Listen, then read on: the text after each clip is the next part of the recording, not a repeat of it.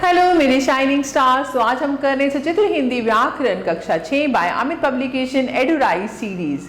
प्यारे बच्चों, आज हम करेंगे अध्याय 20 समास।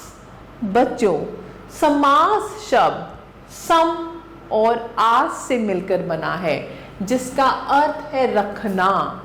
समास दो या दो से अधिक शब्दों को आपस में मिलाता है और एक स्वतंत्र शब्द की रचना करता है। समास का अर्थ है संक्षिप्त करना, जैसे दही में डूबा हुआ बड़ा, इसको हम दही बड़ा भी कह सकते हैं। ऐसा कहने पर अर्थ में किसी तरह का परिवर्तन नहीं हुआ और शब्द संक्षिप्त भी हो गया। समस्त पद शब्दों को जोड़ने या मिलाने के बाद एक नया शब्द बनता है, जिसे समस्त पद कहा जाता है। जैसे सूर्य की ओर मुख वाला सूर्यमुखी, यहाँ सूर्यमुखी समस्त पद है। समास विग्रह समस्त पद को फिर से पूर्व अवस्था में लाने की क्रिया को समास विग्रह कहते हैं। जैसे राजमहल अर्थात राजा का महल, राजा का महल समास विग्रह है। इस प्रकार दो या दो से अधिक पदों को मिलाकर सार्थक शब्द निर्माण की प्रक्रिया समास कहलाती है। समास के 6 भेद होते हैं: तत्पुरुष समास, कर्मधारय, द्विगु, द्वंद्व, अव्ययीभाव और बहुव्रीहि। तत्पुरुष समास, जहां समास में उत्तर पद प्रधान होता है तथा समस्त पद बनाते समय पर सर्गों का लोप हो जाता है, वहां तत्पुरुष समास होता है। तत्पुरुष समास में कर्ता और संबोधन कारक चिन्हों के अतिरिक्त अन्य सभी 6 कारक चिन्हों का प्रयोग समास विग्रह के समय किया जाता है। कुछ उदाहरण हैं समस्त पद और समास विग्रह। गृह प्रवेश यानी गृह में प्रवेश, अकाल पीड़ित यानी अकाल से पीड़ित, पथ भ्रष्ट यानी पथ से भ्रष्ट, पुस्तकालय यानी पुस्तक के लिए आलय, वन गमन यानी वन को गमन, घुड़ दौड़ घोड़ों की दौड़, राजपुत्र राजा का पुत्र। कर्मधारय समास, जिस समास में पूर्व पद और उत्तर पद में विशेषण विशेष्य का संबंध हो, वह कर्मधारय समास कहलाता है। कर्मधारय समास में समस्त पदों का विग्रह करते समय रूपी, समान, जो आदि तुलनात्मक शब्दों का प्रयोग किया जाता है। कुछ उदाहरण हैं समस्त पद और समास विग्रह। महादेव, महान है जो देव। पीतांबर, पीला है जो अंबर। घनश्याम, घन के समान श्याम। विद्याधन, विद्या रूपी धन। चंद्रमुख, चंद्रमा के समान मुख। महात्मा, महान है जो आत्मा। भला मानस, भला है जो मानस। पुरुषोत्तम, पुरुषों में उत्तम। चरण कमल, कमल के समान चरण। वचनामृत, वचन रूपी अमृत। और नील कमल, नीला है जो कमल। द्विगु समास, जिस समास में पूर्व पद संख्यावाची विशेषण हो और समस्त पद समूह का बोध कराए, वह द्विगु समास कहलाता है। कुछ उदाहरण हैं समस्त पद है, समास विग्रह है। चौमासा, 4 मासों का समूह। त्रिलोक, 3 लोकों का समाहार। अठन्नी, 8 आनों का समूह। दोपहर, 2 पहरों यानी समय का समाहार। पंच तत्व, 5 तत्वों का समूह। नवरात्र, पंजाब यानी 5 आबों यानी नदियों का समूह। चारपाई, 4 पैरों का समाहार। पंचतंत्र, 5 तंत्रों का समाहार। त्रिभंगी, 3 भंगिमाओं यानी मुद्राओं का समाहार। चतुर्भुज, 4 भुजाओं का समाहार। अष्टाध्यायी, 8 अध्यायों का समाहार। नवरत्न, 9 रत्नों का समूह। दमदम समास, जिस समास में दोनों पद प्रधान हो और दोनों के मध्य और या अथवा छिपा हो, वहां द्वंद्व समास होता है। दमदम का अर्थ मतभेद, लड़ाई होता है। जहां पूर्व पद और उत्तर पद दोनों में मतभेद हो, अर्थात दोनों एक दूसरे के विपरीत हो, वहां द्वंद्व समास होता है। कुछ उदाहरण हैं समस्त पद हैं और ये समास विग्रह। खट्टा मीठा, खट्टा और मीठा। दाल भात, दाल और भात। अपना पराया, अपना और पराया। धूप छांव, धूप और छांव। राजा रंग, राजा और रंग। हार जीत, हार या जीत। माता पिता, माता और पिता। यश अपयश, यश और अपयश। गुण दोष, गुण अथवा दोष, भाई बहन, भाई और बहन, सुख दुख, सुख और दुख। अव्ययीभाव समास जिस समस्त पद में पूर्व पद अव्यय हो और उसके योग से समस्त पद भी अव्यय बन जाए वह अव्ययीभाव समास कहलाता है। कुछ उदाहरण समस्त पद और समास विग्रह। आ जन्म, जन्म भर, हाथों हाथ, हाथ ही हाथ में, आजीवन, जीवन भर, बाकायदा, कायदे के अनुसार, प्रत्यक्ष, आंखों के सामने, आमरण, मरने तक, प्रतिवर्ष, हर वर्ष, सादर, आदर सहित या फिर आदर के साथ, बेखटके, बिना खटके, खटके के बिना, भरपेट, पेट भर कर।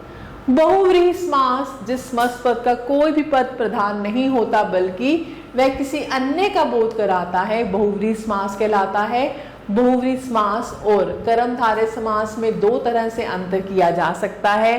पहला है समास विग्रह करके, जैसे पीतांबर, पीला है जो अंबर, ये है कर्मधारय समास। और पीले हैं अंबर जिसके, अर्थात कृष्ण, ये हो जाएगा बहुव्रीहि समास। कर्मधारय समास में पूर्व पद उत्तर पद में विशेषण विशेष्य का संबंध होता है, जबकि बहुव्रीहि समास में दोनों ही पद प्रधान ना होकर कोई अन्य पद प्रधान होता है, जैसे कमल, नयन। कमल है विशेषण और नयन है विशेष्य। तो कमल के समान नयन, ये बन जाएगा कर्मधारय समान। और अगर हम कहें कमल जैसे नयनों वाला यानी विष्णु, बहुव्रीहि समास। कुछ उदाहरण समस्त पद और समास विग्रह। पंकज, पंख यानी कीचड़ में उत्पन्न होने वाला, तो ये होगा कमल। चतुर्मुख, चार मुख है जिसके, ब्रह्मा। घन श्याम, घन के समान श्याम है जो, यानी कृष्ण। पद्मासना, पद्म यानी कमल के समान आसन है जिसका, विष्णु। त्रिनेत्र, तीन नेत्र है जिसके, शिव। प्रधानमंत्री, मंत्रियों में प्रधान है जो, पद विशेष। गजानन, गज के समान आनन है जिसका, यानी गणेश। चक्रधर, चक्र को धारण करने वाला यानी विष्णु। सुलोचना, सुंदर लोचन है जिसके, विशेष स्त्री। और चक्रपाणी, चक्रपाणी यानी चक्र है पाणी यानी हाथ में जिसके, विष्णु। चलो अब हम दोहराते हैं प्यारे बच्चों। समास से बना संक्षिप्त शब्द समस्त पद कहलाता है। समस्त पद को पूर्व स्थिति में लिखा जाना समास विग्रह कहलाता है और समास के 6 प्रकार होते हैं। तो प्यारे बच्चों आपकी बारी है। पहला है सही विकल्प चुने। त्रिनेत्र का उचित समास है तत्पुरुष, बहुव्रीहि, द्वंद्व या द्विगु। तो बहुव्रीहि, त्रिनेत्र हम शिवजी जी के लिए प्रयोग करते हैं तो बहुव्रीहि समास। पंच तत्व का उचित समास है पांच तत्व यानी द्विगु। सुख दुख का उचित समास है जिसमें हम सुख और दुख दोनों अलग अलग हैं, विपरीत हैं, तो दमदम। घुड़दौड़ का उचित समास है, घुड़दौड़ मतलब घोड़ों की दौड़, तो ये आएगा आपका तत्पुरुष। ऐसे ही प्रश्न 2 है, निम्नलिखित समास विग्रह से समस्त पद बनाकर समास का नाम लिखो। समास विग्रह है, समस्त पद लिखना है और समास का नाम। 3 नेत्र हैं जिसके, त्रिनेत्र यानी बहुव्रीहि, बहुव्रीहि समास। विद्या के लिए आलय यानी विद्यालय। हम बता सकते हैं समास कौन सा है। ऐसे ही जैसे 5 आबों का समूह पंजाब, द्विगु समास।